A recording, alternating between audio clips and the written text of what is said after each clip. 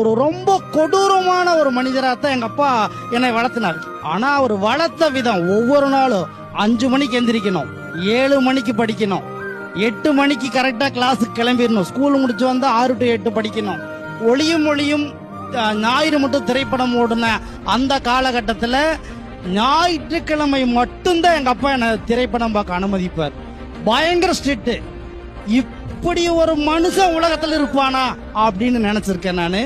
இப்படி ஒரு ஸ்ட்ரிக்டான ஒரு மனிதரா இந்த வாழ்க்கையே வேணாண்டான்னு நான் நினைச்சுக்கிறேன். அந்த மாதிரி சின்ன வயசுல இருந்தே ரொம்ப ஸ்ட்ரிக்ட்.